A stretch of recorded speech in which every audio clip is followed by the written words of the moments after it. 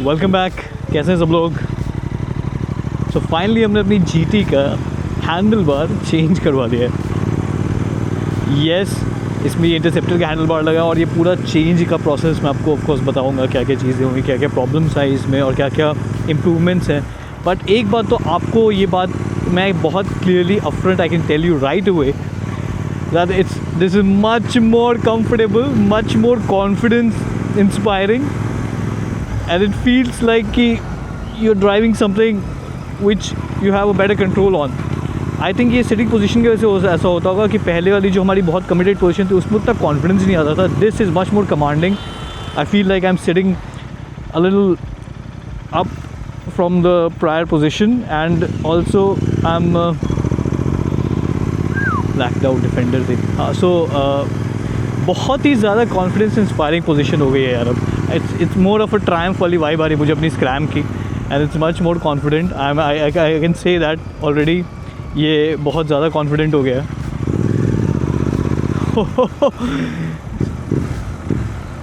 Very nice.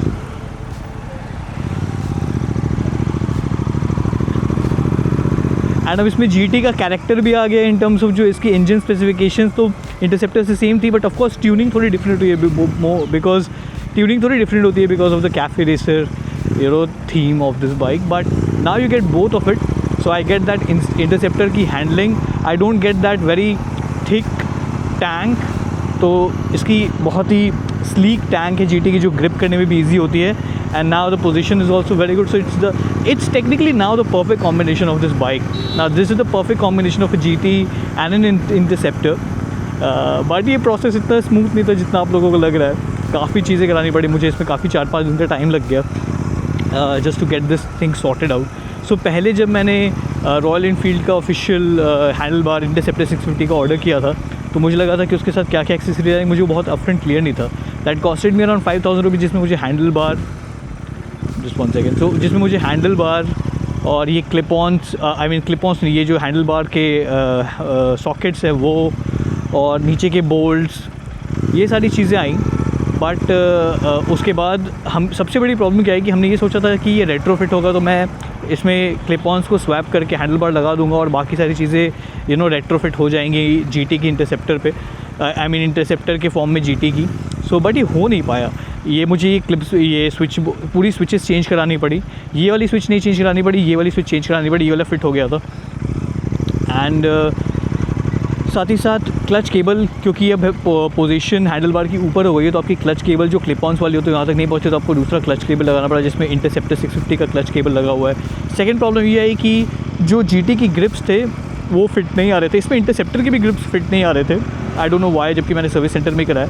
तो फिर मुझे आफ्टर मार्केट जाके किसी एक आउटसाइड शॉप से मुझे यहाँ पे एक ड्रिल कराना पड़ा ताकि ये बोल्ट लग पाए, ताकि ये फर्म हो जाए. अदरवाइज़ ये भी फ्री हो गया था. अपार्ट फ्रॉम दैट इसमें ऐसा कोई मेजर और इंस्टॉलेशन नहीं कराना पड़ा मुझे. ये जो सेंटर रॉड होता है वो मैंने इसलिए नहीं लगाया क्योंकि मैं यहाँ पे एक नेविगेशन सेटअप लगाऊंगा and that will block it, so I will not put that. But now the confidence it gives me, because this is commanding position with this slim tank gives me this grip also, and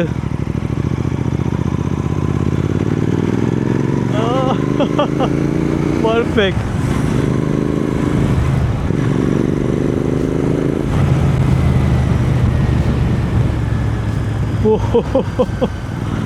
Oh, that's a nice Maybach. That's a Maybach S580. Must be a long one. Yeah, it's a long one. So yeah, definitely very confidence inspiring. And हाँ, कुछ चीज़ें मुझे लग रहा था कि fit नहीं हो रही हैं ऐसी, बट फिर मैंने सब चेक किया तो पहली भी ऐसे तो. सो गैप्स आप देख लेना जब भी अलाइन करवाओ तो गैप सारे वेल अलाइंड होने चाहिए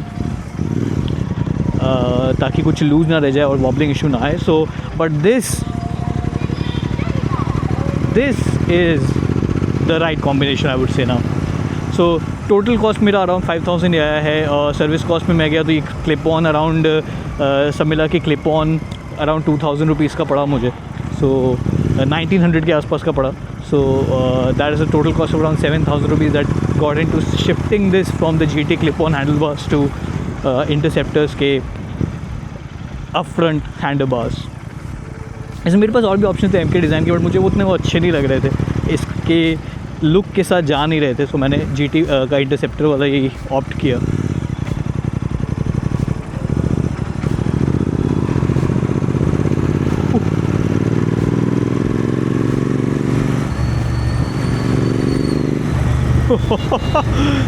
Damn, so this is a fun bike. Now this is the combination which you can take and drive for hours and hours. You can ride this very comfortably. I mean, you can travel and cover some good distance on this thing. Much more utilitarian हो गया ये as compared to जो थोड़ा impractical design था GT का initially handle bar का।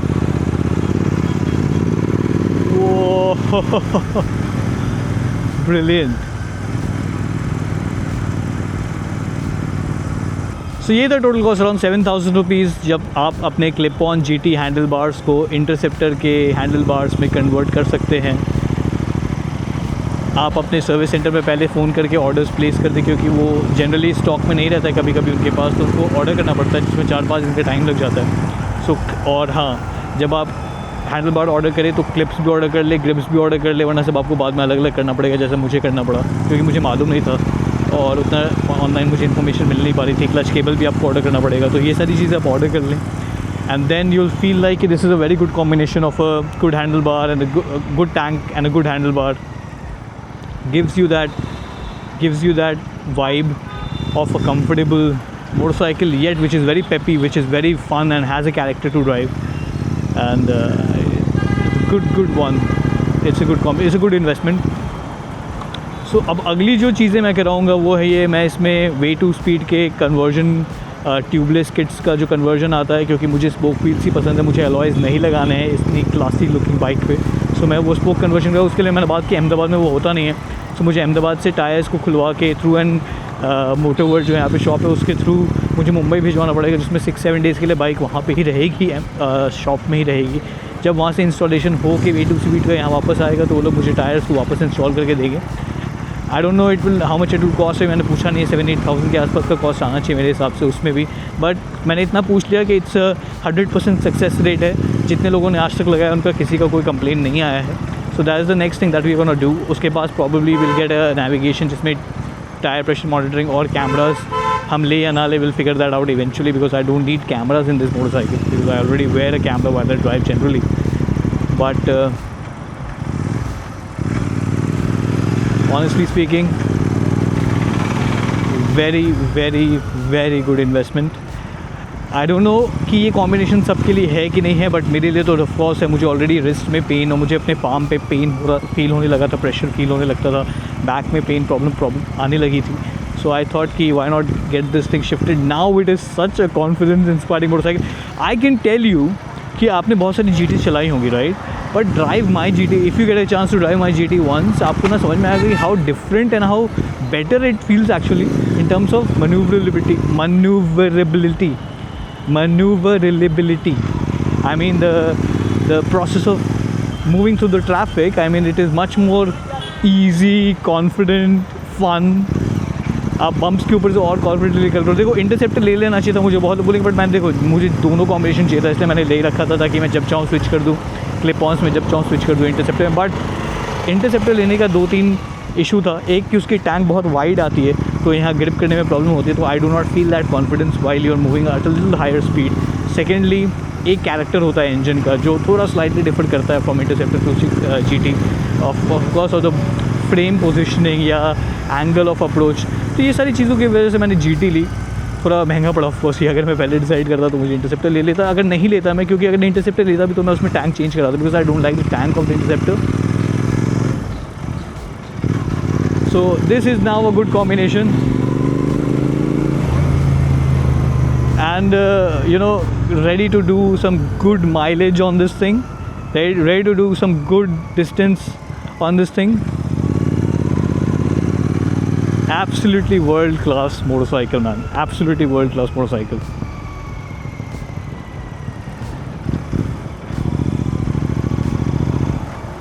So chaliye, this was my process to convert this from the GT clip-on handlebars to Interceptor 650 handlebars on my Continental GT on our Jerry. Jerry is very happy because Jerry is very confident now. Nice motorcycle. See you in the next one. We'll do some morning rides. We'll do some long distance rides now because this bike is absolutely ready. I'm gonna order some accessories in terms of luggage and all, but man, this thing is fun.